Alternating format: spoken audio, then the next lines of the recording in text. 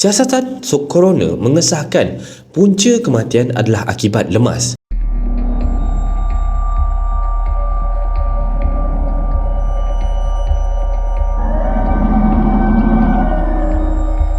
Baiklah, Assalamualaikum warahmatullahi wabarakatuh kepada anda semua. Selamat datang ke channel Kisah Seram Malaysia. Dan semua kisah-kisah yang saya akan ceritakan kat sini pada hari ini anggaplah sebagai satu hiburan saja ya. Jadi marilah kita sama-sama berdoa kepada Allah Subhanahu Wa Taala. Semoga Allah panjangkan umur, murahkan rezeki, berikan kesihatan yang baik untuk kita semua dan pemudahkan segala urusan kita di dunia dan di akhirat. Amin amin ya rabbal alamin. Dan tidak lupa juga untuk mak ayah kita, semoga Allah memberikan syurga buat mak dan ayah kita. Amin amin ya rabbal alamin. Jadi tanpa membuang masa lagi, marilah kita terus ke video yang pertama dengan lafaz Bismillahirrahmanirrahim. Mari kita mulakan.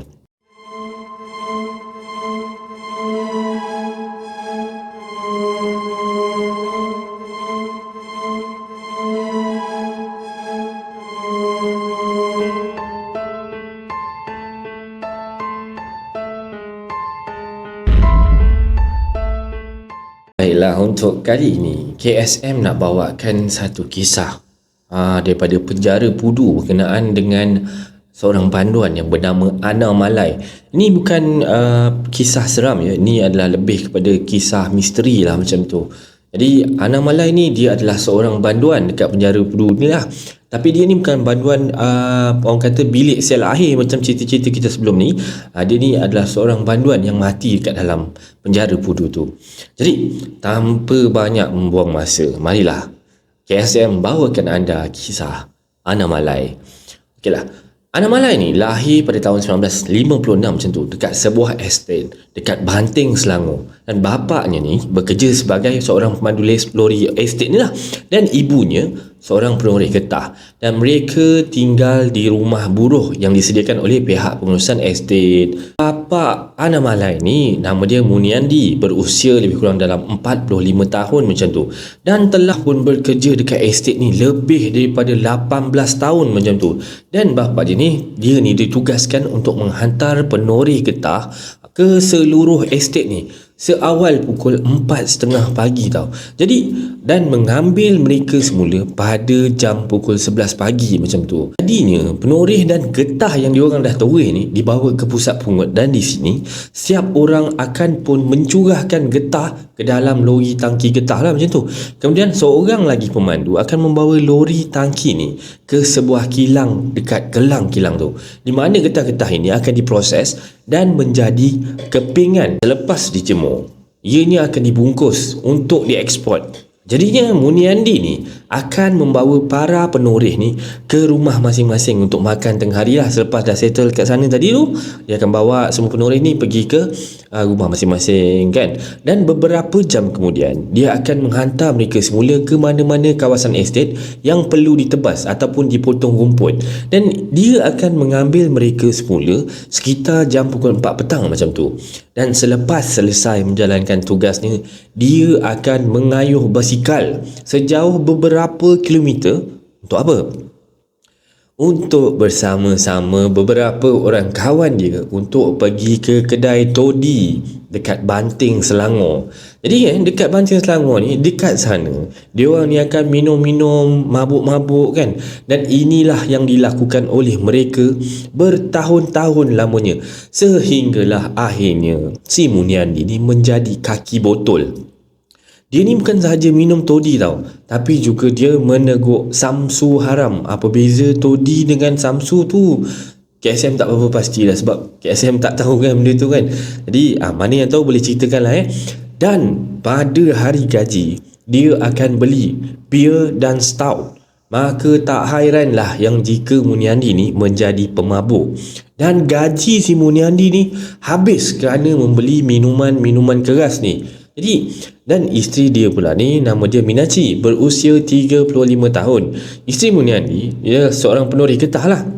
dia pun menoreh getah ni untuk menampung pendapatan keluarga mereka yang tidak cukup macam tu. Mereka bernasib baik tau, kerana ibu Muniandi ni yang kematian suami tinggal bersama mereka, dan dialah yang menjaga cucu-cucunya, memasak, menguruskan rumah. Jadi sesungguhnya nasib diorang ni sangat-sangat baik, sebab adanya nenek ataupun mak dia ni kan tolong jagakan anak-anak macam tu lah. Namun begitu, pasangan ini sering bertengkar tau kerana wang dan tabiat Muniandi yang suka minum arak ni, sehingga mencetuskan bermacam-macam masalah dalam rumah tangga mereka. Apabila Muniandi ni pulang ke rumah pada lewat malam, dia akan memukul isterinya kerana enggan melayan dia. Lah kan, biasalah kepala dah weng tak bukan-bukan je kan.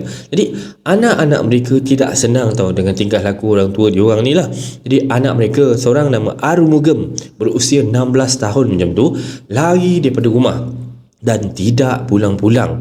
Anak perempuan mereka pula ada seorang lagi yang berusia 14 tahun, nama dia Devi, gagal dalam peperiksaan lah sijil rendah pelajaran dan hanya memerap di rumah membantu neneknya melakukan kerja-kerja rumah. Dan Anamalai pula, main character kita punya cerita sekarang ni, nama dia Anamalai yang berusia 13 tahun, dan dia ialah anak bongsu pasangan ini. Dia yang paling kecil sekali, juga tidak berjaya dalam orang kata pelajaran, tidak berjaya dalam peperiksaan sijil rendah pelajaran dan enggan lagi bersekolah. Dan si Anamalai ni juga duduk dekat rumah dan melakukan kerja-kerja rencam di estate untuk menambah pendapatan keluarga mereka. Jadi ini adalah serba sedikit pengenalan berkenaan dengan siapa tu Anamalai, daripada mana dia datang, dan mak ayah dia tu orang yang macam mana. Ini adalah kisah misteri untuk yang pertama ni. Saya akan sambung pada part yang kedua. So, kalau korang berminat, stay tune. Teruskan menonton.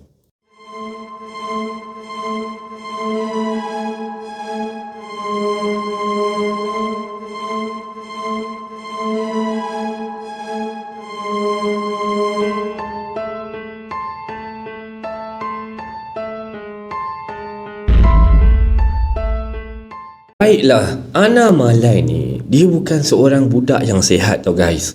Kerana dia ni adalah seorang yang berpenyakit, menderita lelah, dan apabila dia ni mencapai umur 15 tahun macam tu, dia ni sering kali terkena sawan dan terpaksa dibawa ke hospital untuk rawatan.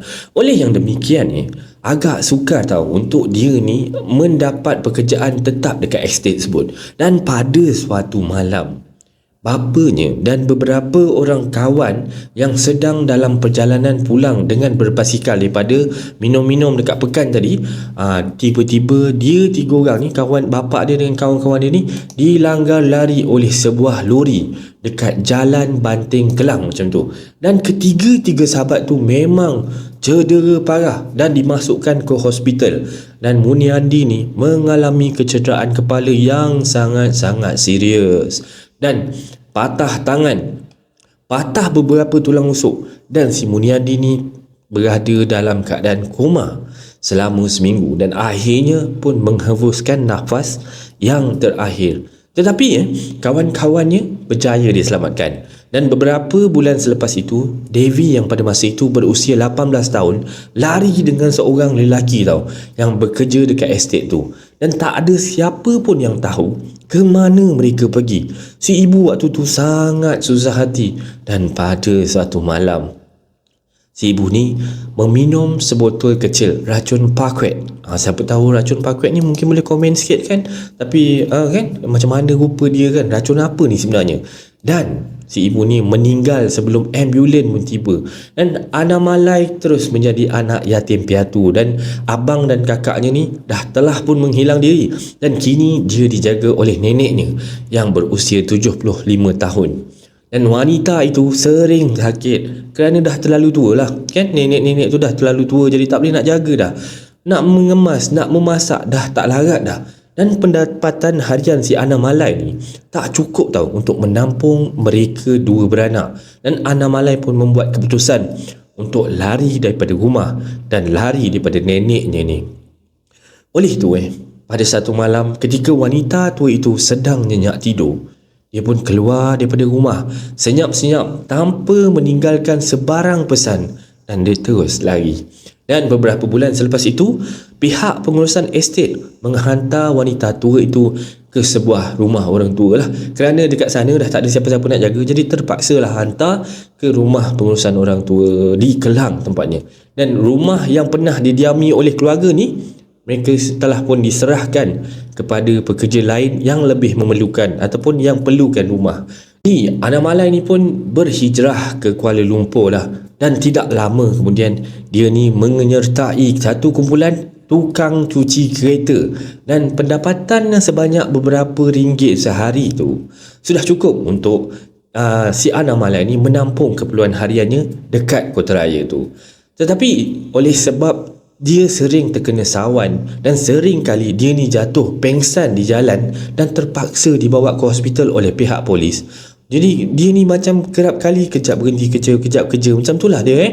Selepas beberapa hari dia terlantar ke hospital macam tu, dia akan melakukan kerjanya semula. Jadi yelah, orang tak sihat, kejap kerja, kejap sakit, lepas tu masuk hospital, kena datang, lepas tu kerja balik semula kan. Jadi macam tu dia tak berapa tetap, orang kata kerja dia tetap konsisten lah. Jadi dia menjadi tukang jaga kereta pula. Dia tukar profession lah. Sehinggalah satu hari si Ana Malai ni diberkas oleh pihak polis kerana ditangkap sedang mencuri radio kereta yang diparking kepada tempat yang dia jaga tu, dan dia ni telah didakwa kerana kesalahan mencuri tu. Dekat mahkamah juvenil mendapati dia ni bersalah, dan setelah laporan akhlak dibaca, dia diarahkan ke sekolah Henry Geni di Teluk Mas dekat Melaka sana. Selama 3 tahun dia di sekolah sana sehinggalah si Ana Malai ni mencapai usia 21 tahun. Dia dibebaskan 3 tahun kemudian dan kembali menjalankan pekerjaan lamanya sebagai jaga kereta tu di Kuala Lumpur. Tidak sampai setahun dia dibebaskan, dan sekali lagi Ana Malai diberkas kerana meragut tas tangan seorang wanita. Mahkamah Magistrate menjatuhi hukuman penjara selama 6 bulan kepada Ana Malai, dan dia perlu diselia oleh pihak polis selama setahun. Dan dia dikhendaki menjalani hukuman dekat penjara Pudu. Ini adalah sebut sedikit macam mana si Ana Malai ni boleh masuk dalam penjara dan kenapa dia masuk dalam penjara lah. Jadi cerita ni agak, pada saya kan, agak memberikan kesan juga, sebab datang daripada keluarga yang agak susah kan, mak ayah yang tak berapa asyik nak bergaduh. Jadi mungkin perkara macam ni kita boleh jadikan iktibar kan. Apa yang kita buat sekarang ni, anak-anak kita tengok je mak ayah aku ni macam mana agaknya kan. Jadi kita sambung pada cerita yang seterusnya.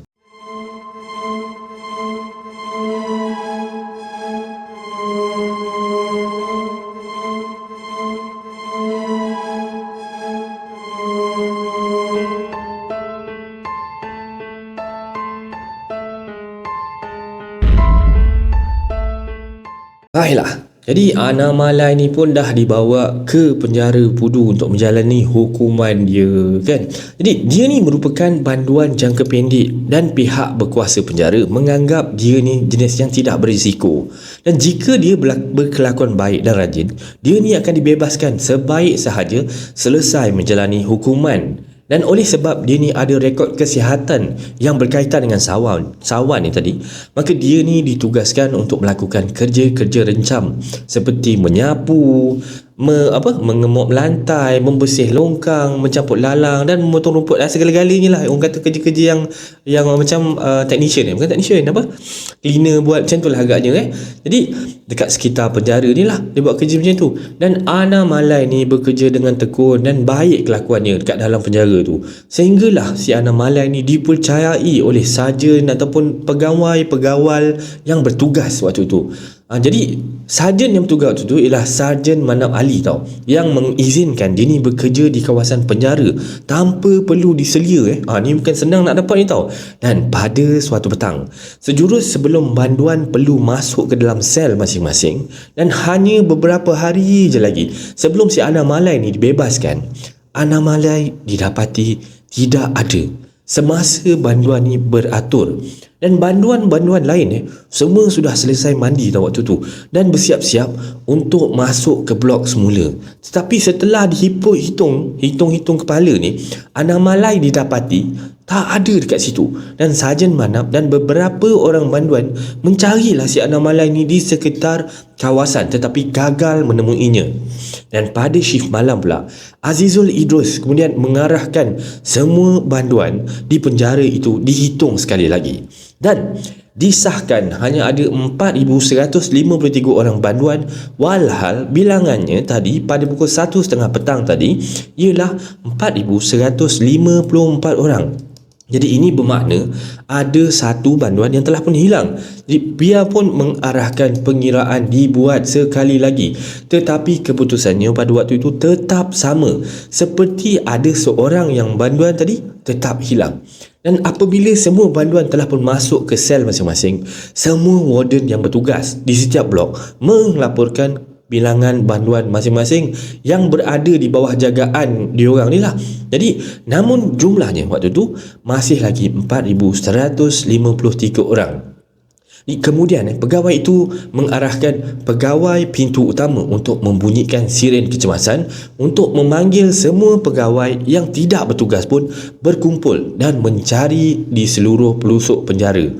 Pun begitu, Anamalai masih lagi gagal ditemui. Dan Azizul kemudian melaporkan perkara itu kepada penguasa dan pihak polis penyiasat pun tiba bagaimana dan di mana banduan itu menghilang. Dan pihak polis mengambil gambar Anamalai daripada rekodnya untuk tindakan selanjutnya. Dan semua banduan dikurung di sel masing-masing pada malam itu. Pegawai yang bertugas pada shift malam, Basir Jauh mengambil alih tugas daripada Azizul Idrus sekitar pukul 3 pagi. Dan Basir Jauh dan sarjan yang bertugas membuat rondaan pada malam itu ke seluruh pelosok penjara ni dia pergi, sehinggalah mereka tiba di tempat mandian para banduan yang dipanggil di situ Rumah Batu. Terdapat sebuah kolah berukuran 20 kaki panjang, 3 kaki lebar dan 4 kaki tinggi yang diperbuat daripada simen. Di situ. Di sini banduan bergila-gila mandi dan dengan menggunakan baldi yang memuatkan 2 liter air tau. Dan setiap orang banduan hanya dibenarkan menggunakan 5 baldi air saja. Dan apabila mereka tiba di kolah itu, mereka terkejut melihat ada sesuatu yang terapung-apung di dalam kolam air itu. Dan mereka menghampiri tempat itu dan terperanjat melihat sekujur mayat yang tertiarap dan sudah pun mengembung, dan mereka tidak nampak wajahnya tetapi dapat mengagak ia adalah mayat Anamalai yang hilang sejak petang itu. Dan pihak polis pun dipanggil dan selepas siasatan dibuat dan gambar serta cap jari banduan yang mati itu pun diambil, ianya dibawa ke bilik mayat di hospital. Basir Jauh mengesahkan mayat itu adalah mayat Anamalai. Dan siasatan polis dan laporan bedah siasat pun mendapati Anamalai sebenarnya terkena sawan lalu terjatuh ke dalam kolah dan lemas. Dan tak ada sebarang tanda perbuatan khianat. Siasatan coroner mengesahkan punca kematian adalah akibat lemas. Dan pada petang berlakunya kejadian itu sebenarnya, Sarjan Manap memanggil ke semua banduan yang dikerah menyapu kawasan penjara dan mengarahkan mereka mandi sebelum menyuruh mereka semua ke blok D untuk berbaris. Dan selepas makan malam, mereka dikurung di sel masing-masing. Sarjan Manap tidak tahu Anamalai telah pergi ke tandas yang terletak di belakang kolah. Dan apabila semua orang telah pun masuk ke blok D, Anamalai ni cepat-cepat mandi kerana semua banduan telah pun berkumpul di blok untuk dihitung kepala. Malangnya semasa Anamalai sedang mandi, tiba-tiba Anamalai terkena sawan dan tersungkur ke dalam kolah lalu lemas dan mayatnya tenggelam ke dasar kolah. Dan oleh sebab itulah ianya tidak dikesan oleh pasukan yang mencarinya dan roh Anamalai tidak tenteram kerana dia menemui ajal secara tragis. Dan itulah sebabnya mengapa ada banduan, pegawai yang bertugas sebelah malam dan warden sering terdengar orang mandi di Rumah Batu pada lewat malam. Mereka terdengar seperti bunyi air dicebok dan bunyi ianya tumpah ke tanah seperti hujan lebat yang mencurah-curah, lagak orang sedang mandi di dalamnya. Dan ada kalanya mereka terdengar bunyi air berkocak seolah-olah sesuatu yang berat jatuh ke dalam kolah. dan para pegawai dan warden yang sedang membuat rondaan di kawasan sekitar itu, terutamanya pada waktu malam. Pada awal pagi, pernah ternampak satu lembaga hitam yang sedang mandi di kolah, dan ada kalanya mereka ternampak mayat yang mengembung terapung-apung di situ. Jadi, roh anak malai yang menemui ajal secara tragis tidak tenteram walaupun mayatnya disemadikan dan rohnya masih lagi berkeliaran di penjara Pudu dan terus mengganggu banduan dan warden yang masih lagi berada di sana. Ini adalah kisah seram Malaysia ataupun kisah misteri untuk kali ini. Hari ini kita tak buat kisah seram ya. Ini kita lebih pada kisah misteri yang berada dekat penjara Pudu. Kalau anda minat cerita-cerita ataupun kisah-kisah yang begini, bolehlah komen sikit kat bawah tu ya. Baiklah, sebarang komen, like dan share daripada anda semua amat-amatlah dihargai. Dan terima kasih pada yang dah subscribe di channel Kisah Seram Malaysia ni. Dan yang masih belum tu, bantulah saya dengan menekan butang subscribe tu. Setiap subscribe daripada anda adalah ibarat satu semangat buat saya untuk saya terus berkarya. Bantulah saya untuk membuat banyak video-video yang baik, yang menarik untuk anda semua tonton, insya-Allah. Jadi, yang baik tu datang daripada Allah Subhanahu Wa Taala dan yang buruk tu datang daripada kelemahan diri saya sendiri. Saya akhiri Kisah Seram Malaysia pada kali ini dengan lafaz Assalamualaikum warahmatullahi wabarakatuh.